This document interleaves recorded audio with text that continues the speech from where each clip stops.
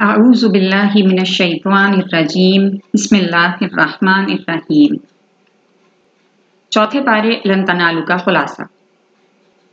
چوتھے پارے کی پہلی آیت میں بیان ہوا کہ نیکی کا مرتبہ کمال یہ ہے کہ اپنے پسندیدہ اور محبوب مال کو اللہ کی راہ میں خرچ کیا جائے۔ اللہ تعالیٰ ارشاد فرماتے ہیں کہ تم اس وقت تک بھلائی کو نہیں پہنچ سکتے جب تک اس چیز کو خرچ نہیں کرتے جو تمہیں محبوب ہے، اور جو کچھ تم خرچ کرتے ہو اللہ اس کو خوب جانتا ہے۔ اس آیت کے نزول کے بعد صحابہ کرام نے اپنے محبوب ترین مال کو بھی اللہ تبارک و تعالیٰ کے راستے میں خرچ کرنا شروع کر دیا تھا۔ صحیح بخاری اور صحیح مسلم میں حضرت انس بن مالک سے مروی ہے کہ جناب ابو طلحہ رضی اللہ تعالیٰ عنہ بہت مالدار صحابی تھے۔ ان کا سب سے محبوب مال برہا کا باغ تھا جو مسجد نبوی کے بالمقابل تھا۔ رسول کریم صلی اللہ علیہ وآلہ وسلم کبھی کبھار اس باغ میں تشریف لاتے اور اس کا میٹھا پانی پیتے۔ جب یہ آیت نازل ہوئی تو انہوں نے رسول کریم صلی اللہ علیہ وآلہ وسلم سے عرض کیا کہ میرا سب سے محبوب مال برہا کا باغ ہے، میں اسے اللہ تبارک و تعالیٰ کے راستے میں صدقہ کرتا ہوں۔ آگے کی آیات میں بیان کیا گیا ہے کہ رسول اللہ صلی اللہ علیہ وآلہ وسلم اونٹ کا گوشت کھاتے تھے اور اونٹنی کا دودھ نوش فرماتے تھے۔ اس پر یہود نے اعتراض کیا کہ اونٹنی کا گوشت اور اس کا دودھ شریعت ابراہیمی سے حرام چلا آ رہا ہے۔ رسول اللہ صلی اللہ علیہ وآلہ وسلم نے یہود کو چیلنج کیا کہ اگر تمہارا دعویٰ سچا ہے تو تورات لے آؤ اور اس میں یہ حکم دکھا دو، ورنہ یہ اللہ پر تمہارا افترا ہے، کیونکہ شرعی طور پر کسی چیز کو حرام قرار دینا اللہ عز و جل کا حق یا اس کے اختیار سے اس کے رسول کا حق ہے۔ آیت نمبر 95 تا 97 میں صاحب استطاعت پر حج کی فرضیت کا حکم بیان ہوا، اور یہ کہ زمین پر اللہ کی عبادت کے لیے سب سے پہلا گھر مکہ مکرمہ میں بیت اللہ بنایا گیا، جس میں واضح نشانیاں ہیں، مقام ابراہیم ہے اور یہ جائے امن ہے۔ اس بارے میں اللہ تعالیٰ نے اس بات کا بھی ذکر کیا کہ اگر اہل ایمان اہل کتاب کے کسی گروہ کی اطاعت اختیار کریں گے تو وہ ان کو ایمان کی سرحدوں سے نکال کر کفر کی حدود میں داخل کر دے گا۔ آیت نمبر 103 تا 110 میں اتحاد امت فرقہ بندی سے بچنے کا حکم بیان ہوا، اور فرمایا کہ اسلام سے پہلے تم ایک دوسرے کے خون کے پیاسے تھے اور اپنی بدعمالیوں کے سبب آگ کے گڑھے کے کنارے پر پہنچ چکے تھے، مگر نعمت بعثت مصطفیٰ اور نعمت اسلام کی برکت سے اللہ نے تمہارے دلوں کو جوڑ دیا اور تم بھائی بھائی بن گئے۔ اس بارے میں اللہ تعالیٰ نے تمام مومنوں کو اس بات کی نصیحت کی کہ ان کو اللہ تبارک و تعالیٰ کی رسی کو مضبوطی سے تھام لینا چاہیے اور تفرقے میں نہیں پڑنا چاہیے۔ اللہ تعالیٰ کی رسی سے مراد قرآن مجید ہے۔ اگر تمام مسلمان مضبوطی کے ساتھ قرآن پاک کو تھام لیں تو ان کے باہمی اختلافات بآسانی دور ہو سکتے ہیں۔ اس بارے میں اللہ تعالیٰ نے اس بات کا بھی ذکر کیا کہ قیامت کے دن اہل ایمان کے چہرے سفید اور ایمان کو ٹھکرانے والوں کے چہرے سیاہ ہوں گے۔ سفید چہروں والے اللہ تعالیٰ کی رحمتوں کے مستحق ٹھہریں گے، جبکہ سیاہ چہرے والے اپنے کفر کی وجہ سے شدید عذاب سے دوچار ہوں گے۔ آگے کی آیات میں بہترین امت کا ذکر کیا گیا ہے۔ آیت نمبر 110 میں امت مسلمہ کو بہترین امت قرار دے کر اس کی وجہ فضیلت بیان کی کہ تمہیں اس مقصد کے لیے پیدا کیا گیا ہے کہ عالم انسانیت میں نیکیوں کو پھیلاؤ اور برائیوں کو روکو۔ امت مسلمہ کی ذمہ داری عالم انسانیت کو دعوت حق دینا اور نبوی مشن کو سر انجام دینا ہے۔ آیت نمبر 112 میں بتایا گیا ہے کہ یہود پر ان کے ناروا اعمال کے سبب ذلت مسلط کر دی گئی، کیونکہ وہ اللہ کی آیات کا انکار کرتے تھے، اس کے انبیاء کو ناحق قتل کرتے تھے اور حد سے تجاوز کرتے تھے۔ آگے کی آیات میں اہل ایمان کو تنبیہ کی گئی ہے۔ آیت 118 میں حکم ہوا کہ اہل ایمان کو چاہیے کہ وہ اپنے دین کے دشمنوں کو اپنا رازدار نہ بنائیں۔ وہ مسلمانوں کی بربادی میں کوئی کسر نہیں چھوڑیں گے، اور مسلمانوں کا مصیبت میں مبتلا ہونا ان کی خواہش ہے۔ ان کی مسلمانوں سے نفرت کسی حد تک ان کی باتوں سے عیاں ہے، اور جو بغض و عناد وہ اپنے دلوں میں چھپائے ہوئے ہیں وہ اس سے سوا ہے۔ ان کا شعار منافقت ہے۔ مسلمانوں کی راحت سے انہیں تکلیف اور دکھ سے انہیں راحت پہنچتی ہے۔ اللہ تعالیٰ نے اس بارے میں اس بات کا بھی ذکر کیا ہے کہ مسلمان بہترین امت ہیں جن کی ذمہ داری نیکی کا حکم دینا اور برائی سے روکنا ہے۔ اگر ہم صحیح معنوں میں بہترین امت بننا چاہتے ہیں تو ہمیں امر بالمعروف اور نہی عن المنکر کے راستے پر چلنا چاہیے۔ इस सूरह मुबारका में अल्लाह तबारक व तआला ने ग़ज़वा बदर का जिक्र किया है। आयत नंबर 122 में फरमाया कि मुनाफिकीन का साथ छोड़ने के बाद मुसलमानों की दो जमातों बनु हारसा और बनु सलमा की हिम्मतें पस्त हो रही थी कि अल्लाह ताला ने उन्हें बचा लिया। आयत नंबर 123 का 128 में ग़ज़वा बदर का जिक्र है। अल्लाह ने ऐसे हालात में कि मुसलमान ज़ाहिरी एतबार से कमज़ोर थे 3000 फरिश्ते उनकी मदद के लिए उतारे और मज़ीद नुसरत गैबी का वादा फरमाया। ये भी बताया कि मुजाहिदीन की मदद के लिए फरिश्तों का नुज़ूल मोमिनों के इत्मीनान क़ल्ब के लिए था। आयत नंबर 130 में एक बार फिर सूद की मुमानियत का हुक्म नाजिल हुआ कि हराम तरीके से माल को दुगना चौगना ना करो।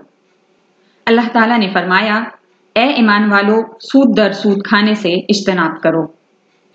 आयत नंबर 133 और 134 में बयान हुआ कि जन्नत के हकदार अहले तक़वा का शियार ये है कि खुशहाली हो या तंगदस्ती हर हाल में अल्लाह की राह में माल खर्च करते हैं, गुस्से पर काबू पाते हैं और लोगों की खताओं को माफ कर देते हैं। अगली आयत में उम्मत के गुनहगारों को नवीद मग़फ़िरत दी गई कि अगर तुमने अल्लाह की नाफरमानी और बेहयाई के काम किए हैं तो एक बार फिर तुम्हें दावत है कि पलट आओ, अल्लाह की बारगाह में तौबा करो, बशर्ते कि वो गुनाहों पर इसरार ना करें बल्कि उन्हें तर्क कर दें। आयत नंबर 139 ता 143 में ग़ज़वा उहद में अफरादी क़ुव्वत और असबाब में कमी के सबब दिल छोड़ने वाले मुजाहिदीन को तसल्ली दी कि साबित कदम रहो, आखिरकार तुम ही सरफराज होगे। अगर वक्ती तौर पर तुम्हें कोई तकलीफ पहुंची है तो अहले हक के साथ ऐसा माजी में भी होता रहा है, मगर बुरे दिन हमेशा नहीं रहते। ये अब्तलाएं मुसलमानों के लिए दर्जात की बुलंदी का सबब बनती हैं और जन्नत के हुसूल के लिए मुसलमानों को मुश्किलात से गुजरना पड़ता है। ये भी बताया गया है कि मौत से डरना मुसलमानों का शियार नहीं है। ग़ज़वा उहद में मुसलमानों को कुफ्फार के हाथों काफी नुकसान उठाना पड़ा। इस नुकसान की वजह से मुसलमान बहुत दुखी थे। अल्लाह ताला ने मुसलमानों को तसल्ली देते हुए फरमाया कि अगर तुम्हें जख्म लगा है तो तुम्हारी तरह तुम्हारे दुश्मनों को भी जख्म लगा है और इन अयाम को हम लोगों के दरमियान बदलते रहते हैं और इस जरिए से अल्लाह तबारक व तआला मोमिनों को भी जांच लेता है और कई लोगों को शहादत का मनसब भी अता फरमा देता है। अल्लाह तबारक व तआला के इस फरमान से ये बात वाज़ेह हो जाती है कि खुशी और गम, तकलीफ और राहत सब अल्लाह तबारक व तआला की तरफ से है और दिनों के फिरने में अल्लाह तबारक व तआला की कोई ना कोई हिकमत होती है। आयत नंबर 164 में अल्लाह ताला ने बुसत मुस्तफ़ा सल्लल्लाहु अलैहि वसल्लम को अहले ईमान के लिए अपनी नेमत और एहसान करार दिया है और आपके फ़राइज़ नबूवत को एक बार फिर बयान फरमाया। मुनाफिक ग़ज़वा उहद के मुजाहिदीन को बार बार ज़हनी अज़ियत पहुंचाते हुए कहते कि अगर तुमने हमारी बात मानी होती तो इन नताइज से बच जाते। इसलिए अल्लाह ताला ने शुहदा की अज़मत शान को मुसलमानों की तमानियत के लिए इन अल्फाज में बयान फरमाया, और जो लोग अल्लाह की राह में कत्ल कर दिए जाएं उन्हें मुर्दा गुमान भी ना करो, वो अपने रब के पास जिंदा हैं, उन्हें रिस्क दिया जाता है, अल्लाह ने अपने फजल से जो उन्हें अता फरमाया है वो इस पर खुश हैं। काफिरों को बताया गया कि उन्हें जो दुनिया में ढील दी जा रही है ये उनके लिए मजीद तबाहकुन होगी, क्योंकि जितनी सरकशी वो करते चले जाएंगे अंजाम कार इसका वबाल उन पर ही आएगा।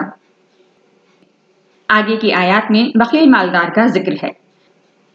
आयत 180 में उन बखील मालदारों को जो अल्लाह का दिया हुआ माल उसकी राह में खर्च नहीं करते वईद सुनाई गई कि अल्लाह ताला ने अपने फजल से जो माल उन्हें अता कर रखा है वो ये गुमान ना करें ये उनके हक में बेहतर है, बल्कि ये उनके हक में बुरा है और क़यामत के दिन उनके इसी जमा किए हुए माल का तौक बनाकर उनके गले में डाला जाएगा।